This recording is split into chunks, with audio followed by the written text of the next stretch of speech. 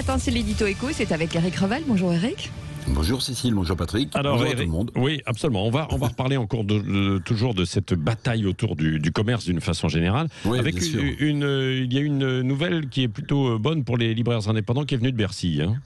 Oui, je pense que cette petite nouvelle est passée un peu inaperçue. Et pour moi, elle en dit long. C'est hier, Bruno Le Maire, ministre des Finances, qui a annoncé que les frais postaux des librairies indépendantes seraient remboursés aux libraires. À chaque fois, Cécile ou Patrick, que vous commandez un livre en ce moment sur un site pour votre librairie de quartier, les frais sont remboursés, les frais postaux sont remboursés à votre libraire.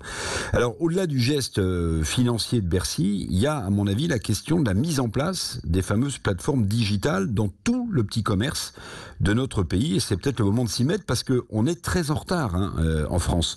Seuls 30% des petits commerces sont digitalisés dans notre pays, 30%, contre plus de 70% en Allemagne.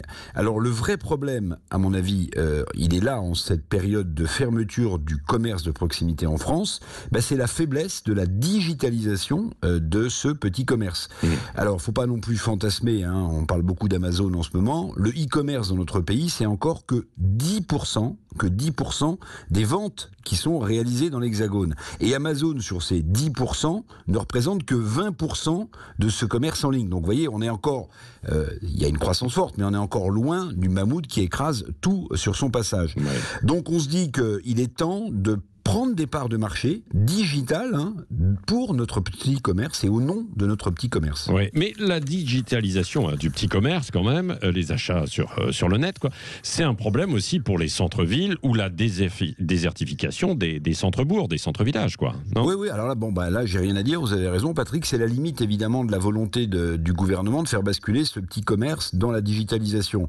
Parce que oui, le e-commerce va se développer, plus il va se développer, y compris si le petit commerce s'y met totalement, plus les boutiques risquent évidemment de fermer dans les centres-villages, dans les centres-villes qui sont déjà pas mal dépeuplés. Parce qu'on peut se dire que par essence, la digitalisation, le digital, la vente à distance en ligne, va tuer la proximité.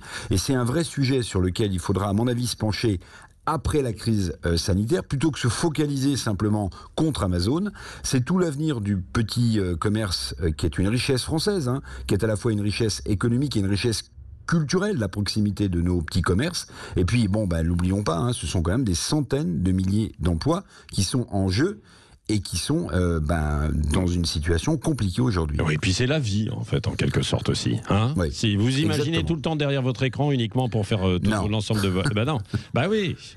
Non, c'est pour ça que je vous disais, c'est le lien aussi culturel. C'est aussi un lien culturel, c'est un lien social. Oui, on a besoin d'aller dehors pour papoter. Et qui n'est pas exclusivement franco-français. Quand vous voyagez dans le monde, vous allez aussi partout dans des boutiques. Ça, c'est vrai. Merci, Eric Revel.